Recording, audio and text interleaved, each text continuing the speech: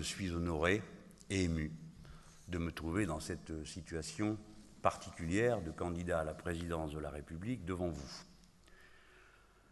Vous devinez peut-être pourquoi. Mais je voulais tout d'abord le souligner. Je connais la contribution de la franc-maçonnerie à la naissance et à la survie de la République française. Je devine, par connaissance de l'histoire, ce que devra nécessairement être sa participation dans un futur très proche à la défense de cette République au moment où elle entre, comme le reste du monde, dans la saison des tempêtes. Je sais que vous ne manquerez pas à vos traditions. Et je connais aussi, pour l'avoir mesuré moi-même du fait de bavardages incontinents qui m'ont attribué la rare qualité de maçon, de quelle haine la franc-maçonnerie est entourée lorsque les relations sociales et les relations entre les puissances se tendent. Vous aurez donc un poste exposé. C'est donc avec cet état d'esprit que j'entends le portrait qui a été fait de moi. Il est subjectif, et je le prends comme tel. Je l'apprécie puisqu'il me permet d'entrée de jeu de faire au moins de petites corrections, mais qui ne sont pas si petites que cela pour moi. La première concerne le rôle de la liberté individuelle. J'appartiens, avant toute chose, à la tradition philosophique des Lumières, dont je considère qu'elle est incarnée en politique, mais je n'y ramène pas tout mon engagement philosophique, par le socialisme révolutionnaire auquel j'ai adhéré depuis mon plus jeune âge, et dont j'ai cru tenir le fil de la continuité dans mes divers engagements, ceux de ma jeunesse étudiante dans le trotskisme, puis pendant 32 ans au sein du Parti socialiste, et dorénavant au Parti de gauche, dans la coalition du Front de gauche dont je suis le candidat à l'élection présidentielle. Enfant de la philosophie des Lumières, je plonge mes racines intellectuelles dans la tradition des libertins du XVIe siècle, et s'il fallait aller au-delà et avant, le long courant qui a traversé toute l'Antiquité jusqu'à ce merveilleux Ve siècle avant notre ère, où la démocratie elle-même et la philosophie naissaient dans la Grèce antique.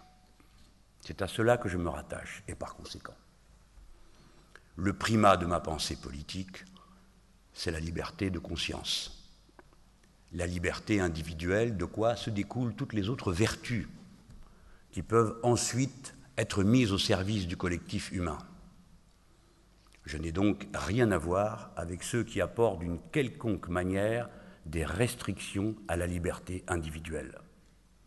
Et c'est à tort, par caricature et du fait des polémiques dans lesquelles je suis moi-même inscrit, qu'on m'attribue des sympathies qui ne sont pas les miennes, que ce soit à l'égard du régime cubain, dont je n'ai jamais proposé qu'il soit étendu à qui que ce soit, mais dont j'ai voulu, pour l'honneur des miens, les militants de gauche, persécutés dans toute l'Amérique du Sud, qui ont trouvé un refuge à Cuba, qui ont été soignés et parfois armés quand il fallait l'être, ne jamais céder à la meute de ceux qui aboyaient.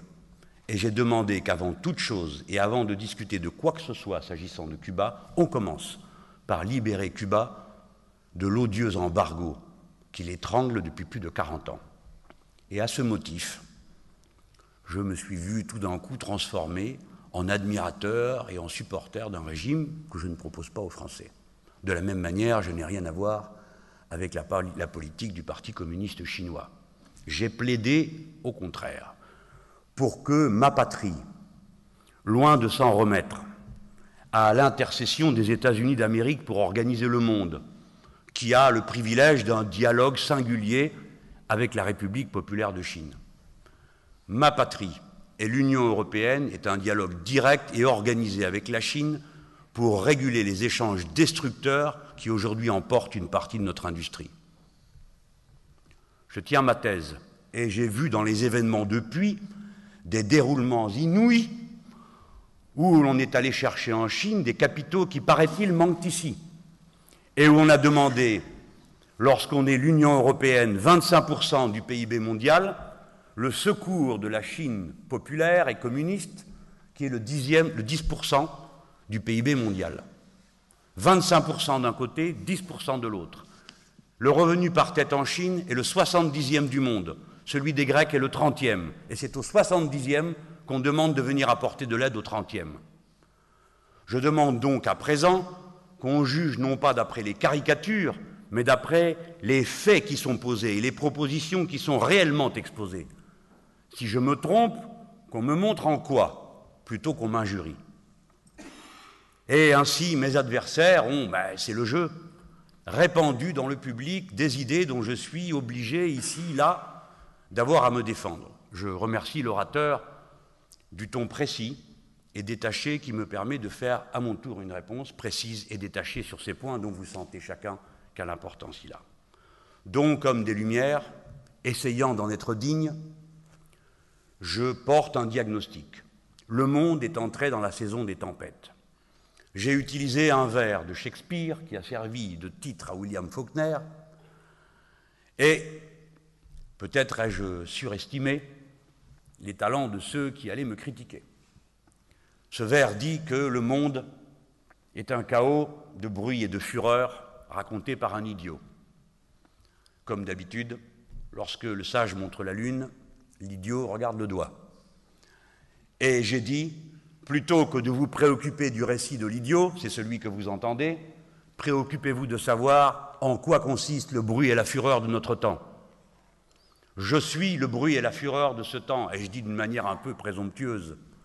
Oui, je veux incarner cet immense ébranlement qui vient des peuples contre les puissants et l'ordre établi. C'est le choix de toute une vie, qui bien sûr comporte ses parts d'ombre, ses parts de lumière, ses tâtonnements, ses erreurs et ses retours sur soi, mais qui s'est efforcé d'y rester fidèle sans cesse, quel qu'ait été le contexte dans lequel je me suis trouvé. Et j'ai eu la chance d'être placé le plus souvent dans des contextes favorables. Oui, je suis un homme qui vient du mouvement socialiste traditionnel. J'ai aimé en être membre. Je l'ai été pendant 32 ans et je ne renie pas plus mes camaraderies, mes amitiés, mes enthousiasmes d'alors que je ne renierai jamais l'élan de ma jeunesse qui me fit trotskiste. Résistant dès la première heure aux folies du stalinisme, du maoïsme, les emportements pro-communistes, les enthousiasmes pro-polpotiens de ceux qui aujourd'hui prétendent me donner des leçons en matière de liberté et de respect de la liberté de conscience. Le monde est entré dans un moment de bruit et de fureur. La France y paraît forte de ses principes et de son histoire. Elle a une contribution singulière qu'elle peut apporter en réponse à cette situation. La première d'entre elles est l'idée républicaine elle-même. La République n'est pas un régime neutre en France. Elle est un régime qui a un contenu politique qui a été en quelque sorte revisité et refondé par l'écologie politique, qui dorénavant établit que puisqu'il n'y a qu'un seul écosystème humain qui rend possible la vie humaine, alors il n'y a qu'une seule espèce humaine. Alors il y a un intérêt général humain. Alors nous ne pouvons l'approcher que par tâtonnement, c'est-à-dire par la discussion et les lumières, donc par la démocratie. Et pas seulement en disant ce que chacun d'entre nous croit bon pour lui-même, mais du fait même de cette appartenance à un écosystème commun menacé, doit dire ce qui est bon pour tous. Et cette invention extraordinaire de la citoyenneté républicaine, nous devons la proposer en partage au monde dans toutes ses conséquences et dans toute sa dimension, sans en rabattre jamais. Ce n'est pas un grand orgueil pour la France que ses représentants n'aient jamais une seule fois osé proposer, que ce soit à la Convention sur la Constitution européenne, ni depuis une seule fois la laïcité comme principe unificateur des peuples européens. M'entend-on? Pas une seule fois la proposition n'a été faite, et on s'étonne après qu'elle n'ait pas été entendue. Et ainsi de suite pour main de nos principes. Pour autant, je ne pratique pas l'idée d'un peuple français qui serait élu parmi les peuples. Mais m'appuyant sur cette longue histoire, j'en viens aux propositions de mon temps. Je les résume car j'épuise mon temps de parole à cet instant. Je porte un programme qui est déjà dépassé, qui tient en 5 points. Globalement, il pourra en tenir qu'en un seul. Je souhaite pour ma patrie républicaine une révolution citoyenne, une nouvelle révolution française, dont les objectifs seraient les suivants. Premièrement, refonder la République elle-même et par là même la nation, car en France, c'est la République qui fonde la nation et non la nation qui fonde la République. Une sixième République, amenée par une constituante, où ne siégeraient que des gens qui n'ont pas déjà été élus dans une assemblée et qui ne seraient pas éligibles ensuite, qui aurait pour objectif des institutions réellement démocratiques et non la monarchie quinquennale que nous connaissons aujourd'hui. Ensuite, une règle du partage des richesses, règle radicale qui ramènerait au bien commun les 195 milliards qui ont été pris par le capital sur le travail au cours des 25 dernières années.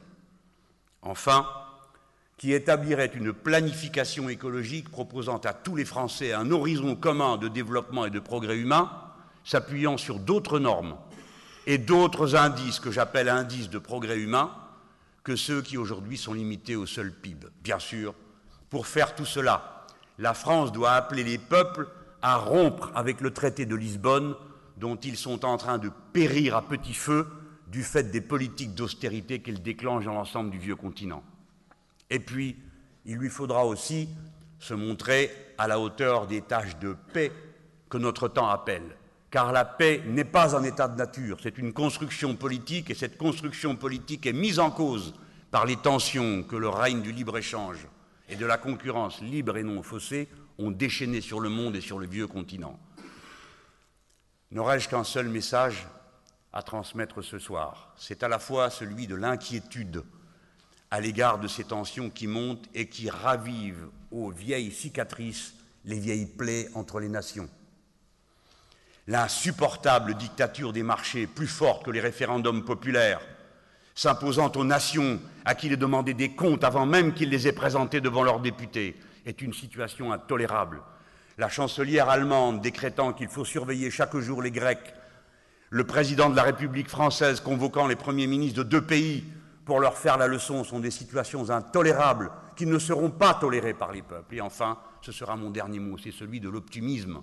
La France est une grande puissance, c'est un grand pays, jeune, ardent, qui par sa culture profonde peut irriguer ce nouveau courant de révolution que je vois se lever et qui porte des visages si différents, que ce soit en Amérique du Sud, de l'autre côté de la Méditerranée ou sur toutes les places du monde avec les indignés.